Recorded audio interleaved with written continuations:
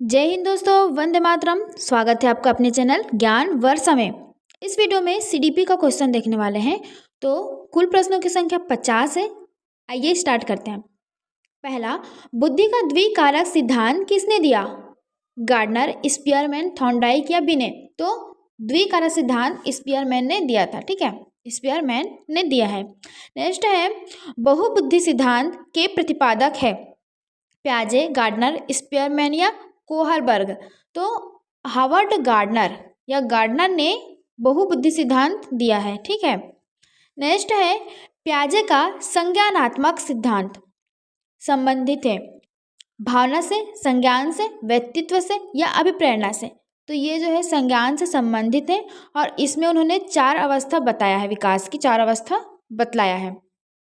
प्याजे के अनुसार प्रथम अवस्था है संज्ञानात्मक विकास की 4 अवस्था में प्रथम अवस्था कौन सी है? तो इसका राइट आंसर आएगा संवेगी गत्यात्मक अवस्था। ठीक है, जिसमें बालक संवेदना से या अपनी इंद्रियों के माध्यम से सीखता है। इसे इंद्रिय गामक अवस्था भी कह सकते हैं, है ना। प्रथम अवस्था संवेदी गत्यात्मक अवस्था। नेक्स्ट है, संवेगी गत्यात्मक अवस्था की आयु होती है। तो ये जो है वो 0 से 2 वर्ष की आयु तक चलती है ना। नेक्स्ट है, पूर्व संक्रियात्मक अवस्था की आयु है। तो ये जो है संज्ञानात्मक अवस्था की द्वितीय अवस्था है जिसकी आयु 2 से 7 वर्ष होती है। नेक्स्ट देखते हैं, मूर्त संक्रियात्मक अवस्था की आयु होती है। अब ये जो है वो तीसरी अवस्था होती है। पहली संवेगी गामक अवस्था, दूसरी पूर्व संक्रियात्मक अवस्था, तीसरी अवस्था है मूर्त संक्रियात्मक अवस्था। ठीक है, जिसकी आयु कितनी है? 7 से 11 वर्ष। और चौथी अवस्था का क्या नाम है? तो औपचारिक संक्रियात्मक अवस्था है ना। और औपचारिक संक्रात्मक अवस्था की आयु की बात करें तो ये जो है वो 11 वर्ष से ऊपर के आयु के बालकों में देखने को मिलती है ना। नेक्स्ट है, प्याजे के अनुसार संरक्षण की अवधारणा विकसित होती है। सभी अवस्थाओं का हमने गुण देखा है। मैंने वीडियो भी डाला है प्याजे की संज्ञानात्मक अवस्था में, बहुत ही अच्छा वीडियो है वो, आप लोग जाके देखिएगा सर्च करके। तो देखिए कि इसमें जो है संरक्षण की अवधारणा कब विकसित होती है? तो मूर्त संक्रात्मक अवस्था में संरक्षण की अवधारणा विकसित हो जाती है ना। समाजीकरण का सिद्धांत किससे संबंधित है? तो इसका राइट आंसर आएगा ऑप्शन बी, बंडूरा। बंडूरा का समाजीकरण सिद्धांत प्रसिद्ध है या संबंधित है ना, उसने समाजीकरण का सिद्धांत दिया है। नेक्स्ट है, सामाजिक अधिगम सिद्धांत के प्रतिपादक है। सामाजिक अधिगम सिद्धांत के प्रतिपादक बंडूरा है ना। नेक्स्ट है, अनुकरण पर बल दिया है। बालक अनुकरण के द्वारा सीखता है और इस पर बल किसने दिया है? बंडूरा ने ही दिया है ना। नेक्स्ट है, नैतिक विकास। नैतिक विकास का सिद्धांत दिया, नैतिक विकास का सिद्धांत कोहलबर्ग ने दिया था। नैतिक विकास जहां भी आए कोहलबर्ग, है ना। अगला है, कोहलबर्ग के अनुसार नैतिक विकास की अवस्थाएं हैं। तो इन्होंने नैतिक विकास की 3 अवस्थाएं बताई है। ठीक है, 3 अवस्थाएं बताई है और तीनों अवस्था को और 2-2 अवस्था में डिवाइड किया है। अर्थात नैतिक विकास की कितनी अवस्था हो गई? तो 6 अवस्था हो गई। ठीक है। नेक्स्ट है, पूर्व परंपरागत नैतिक स्तर किस आयु में होता है? तो इसका सही उत्तर आएगा बाल्यावस्था में होता है। ठीक है। अगला है, मनोविश्लेषण सिद्धांत किसने दिया था? तो याद रखिए फ्रायड ने यह सिद्धांत दिया है। ठीक। नेक्स्ट, फ्रायड के अनुसार व्यक्तित्व के घटक हैं। तो इन्होंने 3 घटक इसके बताए हैं। ठीक है। नेक्स्ट है, id, id, ego, superego. Id, ego, superego सिद्धांत किसका है? तो ये इम्पॉर्टेंट क्वेश्चन है। ये सिद्धांत किसका है? ईड, ईगो, सुपर ईगो? तो फ्रायड का है, याद रखिएगा फ्रायड का है। मनोसामाजिक विकास सिद्धांत दिया, मनोसामाजिक विकास का सिद्धांत एरिक्सन ने दिया था। ठीक, याद रखिएगा एरिक्सन। और सामाजिक सिद्धांत बंडूरा ने। ठीक है, मनोसामाजिक सिद्धांत एरिक्सन ने। एरिक्सन के विकास की कितनी अवस्थाएं बताई है? एरिक्सन महोदय ने विकास की 8 अवस्थाएं बतलाई है। ठीक। अभ्यास का नियम किसने दिया था?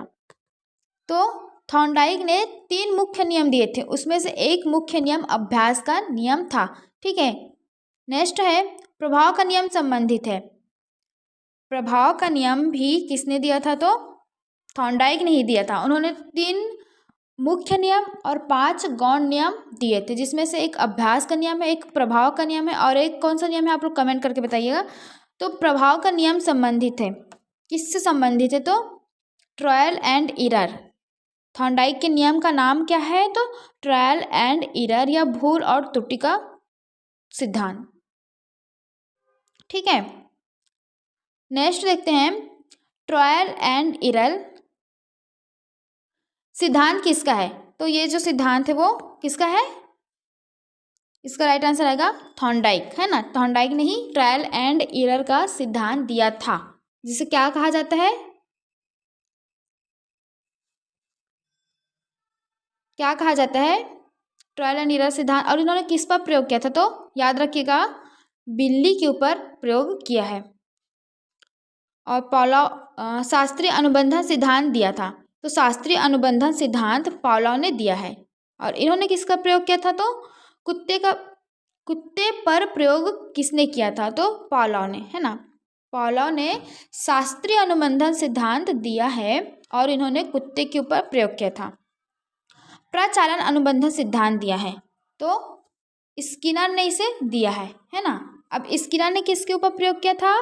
तो चूहे के ऊपर प्रयोग किया था। सफ़ेद कबूतर और चूहे के ऊपर सर्वाधिक प्रयोग किसने किया था? तो स्किनर का नाम आएगा। ठीक, नेक्स्ट है, स्किनर का बॉक्स संबंधित है।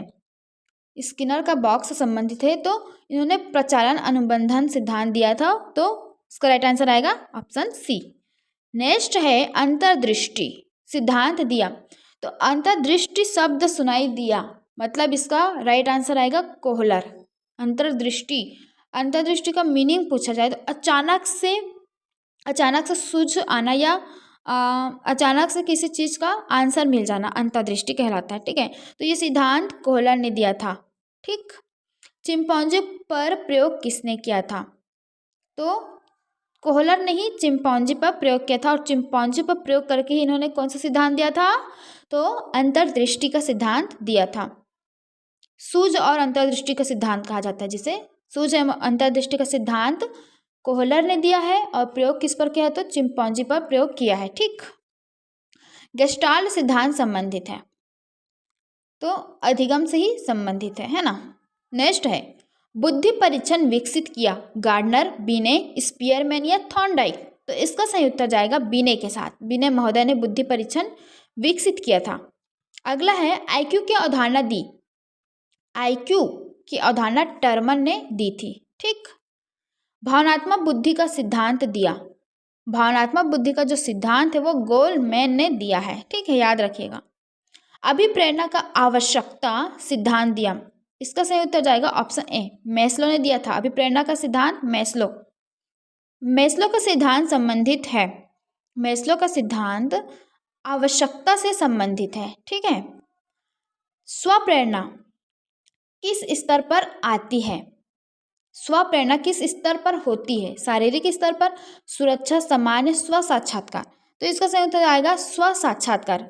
ठीक है, बाल केंद्रित शिक्षा का समर्थन किया फ्रायड, पियाजे, थॉर्नडाइक या वाटसन। देखिए, बाल केंद्रित शिक्षा का मीनिंग की बात करें हम तो बच्चों के रुचि अनुसार शिक्षा की व्यवस्था करना।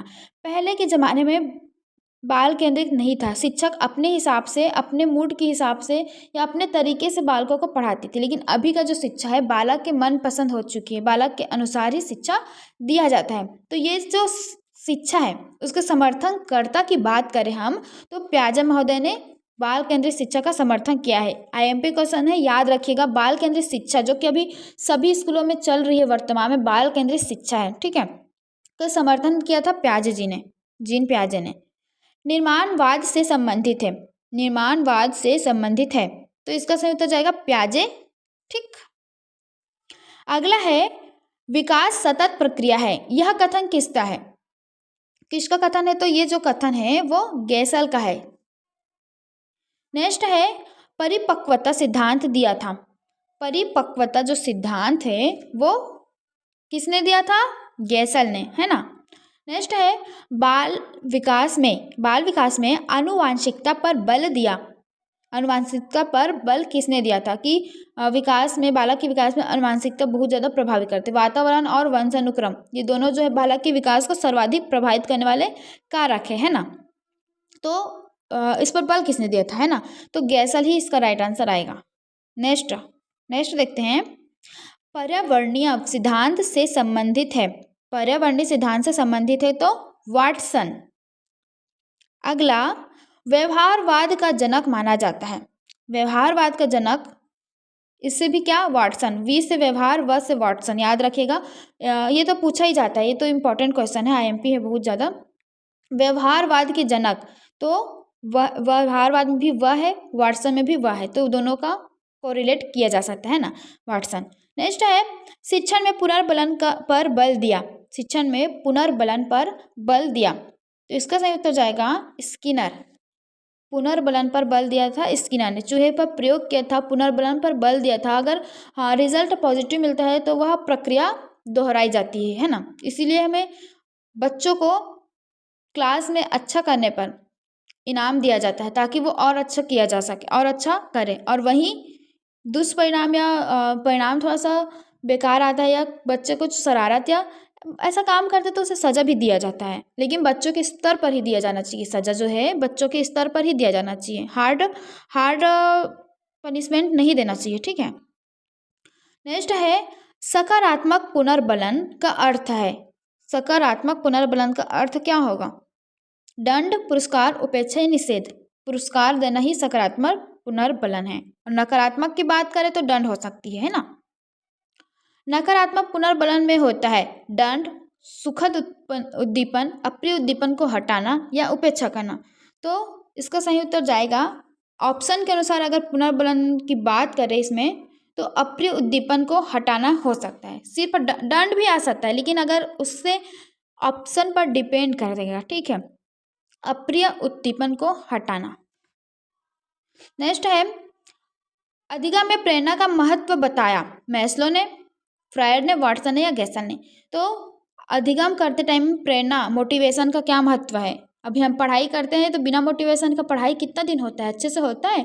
लेकिन वही अगर कोई मोटिवेशन थॉट देख ले, या पड़ोस की फ्रेंड है, पड़ोस की या कोई भी फ्रेंड सर्कल में कोई नौकरी लग जाए, या कुछ भी उसका सिलेक्शन कहीं हो जाता है, तो हमें अंदर से क्या हो जाती है, प्रेरणा मिल जाती है। उसके बाद हमारे क्या होते हैं, पढ़ाई और ज़्यादा तेज़ी से हम करते हैं, ठीक है। तो ये जो है अधिगम में जो प्रेरणा है उसका बहुत इंपॉर्टेंट है ना, पढ़ने के लिए। लेकिन ये दिया किसने है या महत्व किसने बताया? तो मैस्लो ने ही महत्व, म से मैस्लो, म से महत्व बोल सकते हैं। अधिगम में प्रेरणा का महत्व मैस्लो ने बतलाया। बाल विकास, नेक्स्ट है, बाल विकास का वैज्ञानिक अध्ययन कहा, ठीक है, मनोविज्ञान में कहा गया है। ये बाल विकास का वैज्ञानिक अध्ययन मनोविज्ञान कहलाता है, ठीक है। शिक्षा मनोविज्ञान का संबंध है। शिक्षा मनोविज्ञान का संबंध है। शिक्षा व मनोविज्ञान से इसका संबंध है, ठीक है। आज का लास्ट क्वेश्चन है, बाल के संपूर्ण विकास पर बल देता है। ये बाल नहीं, बालक है, ठीक है। तो बालक के संपूर्ण विकास पर बल देता है व्यवहारवाद, संरचनावाद, मानवतावाद या यंत्रवाद। तो इसका सही उत्तर जाएगा, किसके साथ जाएगा, कमेंट कीजिए। इसका मानवतावाद आएगा, ठीक है। और वीडियो अच्छा लगे तो please like and subscribe my channel. Thanks for watching friends. एक लाइक तो